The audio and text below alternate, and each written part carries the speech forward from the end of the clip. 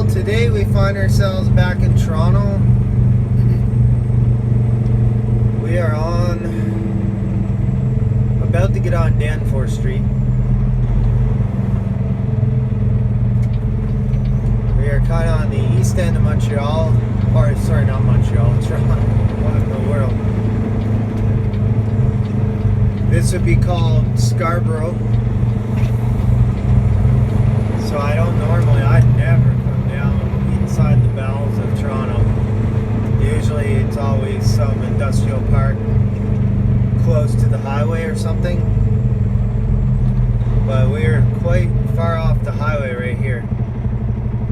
So I thought it would make an interesting video, something different. Avoid Eglinton, that would be a good plan, especially from the DVP, the Don Valley Parkway, because they are working, looks like on some type of train line, a TTC line in the middle of the road, and they're down the one lane in each side, and it's, I come in really early in the morning, so it wasn't too bad, though it took forever even then, but in the middle of the day I could see that would be very unpleasant. So just a heads up there, if you're in a car, maybe not quite as bad, but it'd still be so many lights. If you've watched any of my videos, you know that I catch every light. The main thing is that there's no low bridges.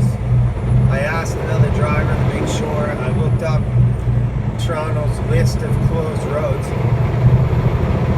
I have to give it to Montreal. They have a map in Montreal that you can like expand and pull up and stuff. So much easier.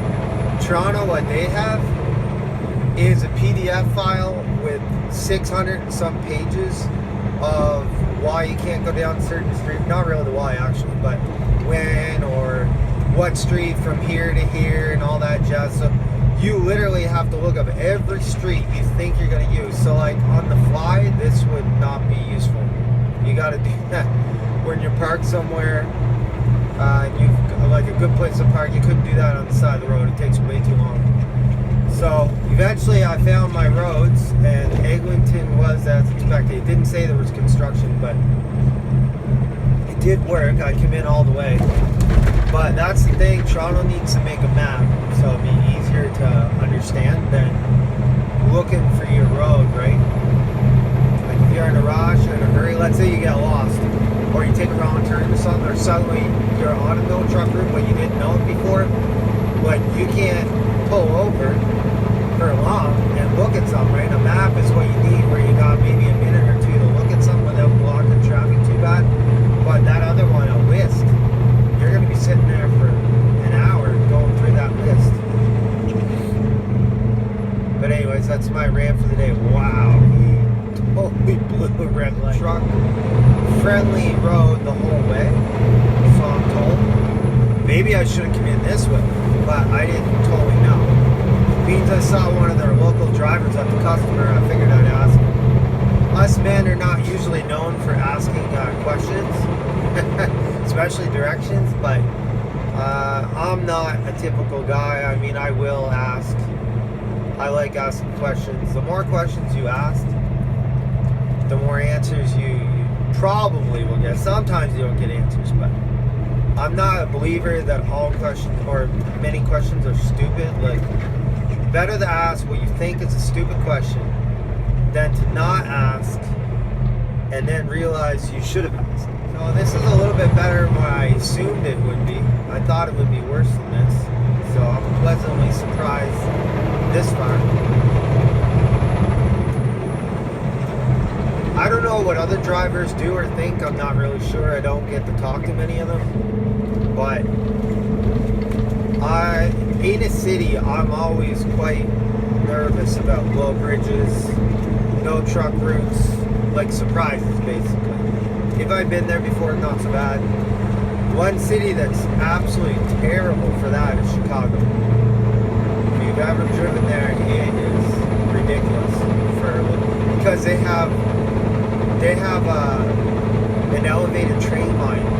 Instead of, I don't know, they might have one or two subway lines, but it seems like it's mostly elevated, which of course creates a whole bunch of bridges everywhere, and they are low. A lot of them are low.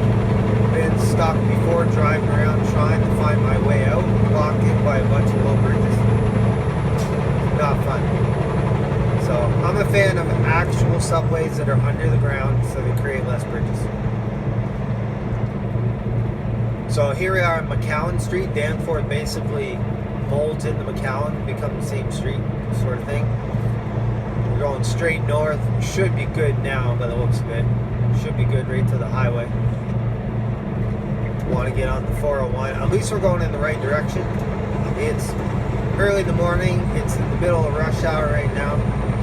But we're leaving the city, which is the direction you want to be. It's morning rush hour. You don't want to be going in across the city. I crossed early this morning. Traffic was fairly heavy, but it wasn't a complete gong show, but it was heavy. But it was moving. I can deal with that. I can deal with it, but better. Toronto can get some doozies though.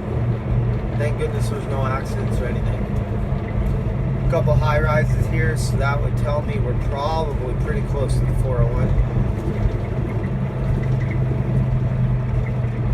Had really good customer experience just there now. Went really, really good. I have a thing over here. People like to drink green milkshakes, color things green, celebrate Irish heritage. Not that we're all Irish, but for whatever reason we celebrate it. It's not a holiday straight up, but it is kind of a fun day, kind of like Valentine's Day. It's not a holiday, but we celebrate that too. Usually in Canada, there's a snowstorm on St. Patrick's Day. So if there isn't snow all day today, I'll be shocked. Usually there's always some kind of a storm in or around St. Patrick's Day for some reason. I think everyone's ready for spring. We're Canadians, so we can deal with the winter, but it doesn't mean we don't like spring. We love spring. I love skiing in the spring. To me, I like doing that. With this COVID deal, we didn't get to go skiing this year, so that was a little bit of a bummer. Now, I'm not really sure how this road works, but I'm assuming on the right. My video camera is my GPS, so obviously I can't do both, so I'm a little blind at the moment as far as driving. Just gonna guess that this is what I want to do here.